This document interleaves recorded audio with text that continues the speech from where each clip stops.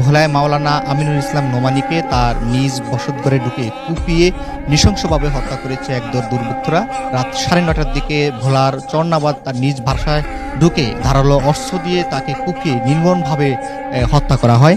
এরপর স্বজনরা তার রক্তাক্ত মরদেহ ভোলা সদর হাসপাতালে নিয়ে আসে। এখন পর্যন্ত তার লাশ ভোলা সদর হাসপাতালে রয়েছে। ঘটনার পর সহকর্মী এবং স্বজনরা হাসপাতালে এসে জড়ো হয়েছেন। তারা এখানে কান্নাকাটি করছেন, আহাজারি করছেন, সেই বিষয়টি আমরা দেখেছি। এছাড়াও জানিয়ে রাখি যে এই নোমানী হেফাজতের ভোলা সদর উপজেলা শাখার সহসভাপতি এবং ভোলা দারুল হাদিস কামিল মাদ্রাসার আরবি প্রভাষক ছিলেন। যে বিষয়টি আমরা এখন পর্যন্ত জানতে পেরেছি, রাত 9:30টার দিকে তিনি এশারের নামাজ পড়ে মসজিদ থেকে নিজ বাড়িতে ঢোকার পর একদল দুর্বৃত্তরা ধারালো অস্ত্র দিয়ে তাকে এলোপাত্রি কুপিয়ে রক্তাক্ত জখম করে এবং যখন তার উপরে এই নৃশংস হামলা করা হয় তখন তিনি বাড়িতে একাই ছিলেন। তার স্ত্রী বাপের বাড়িতে অবস্থান করেছিলেন। তিনি বাড়িতে একা থাকা সুযোগে দুর্বৃত্তরা তাকে নির্মমভাবে কুপিয়ে জখম করে। এরপর স্বজনরা তার রক্তাক্ত মরদেহ ভোলা সদর হাসপাতালে নিয়ে আসলে কর্তব্যরত চিকিৎসক তাকে মৃত ঘোষণা করেন।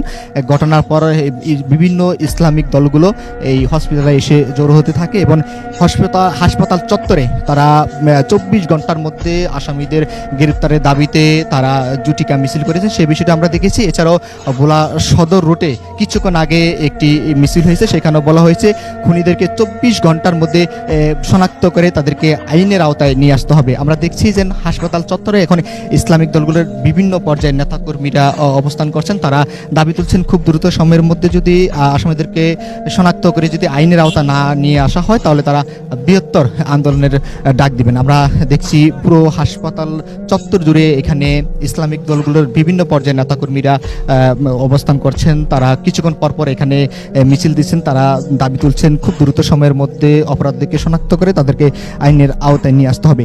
এছাড়াও এখন পর্যন্ত যে বিষয়টি আমরা জানতে পেরেছি, স্বজনরা জানিয়েছেন যে কে বা কাহারা রাত 9:30টার দিকে তার চরনাবাদের বাসায় ঢুকে তাকে ধারালো অস্ত্র দিয়ে নির্মমভাবে নৃশংসভাবে তাকে কুপিয়ে রক্তাক্ত করে। এরপর স্বজনরা রক্তমাখা অবস্থা তাকে উদ্ধার করে ভোলা সদর হাসপাতালে নিয়ে আসার পর কর্তব্যরত চিকিৎসক তাকে মৃত ঘোষণা করেন। তিনি হেফাজতের ভোলা সদর উপজেলা শাখার সহসভাপতি এবং ভোলা দারুল হাদিস কামিল মাদ্রাসার আরবি প্রভাষক ছিলেন।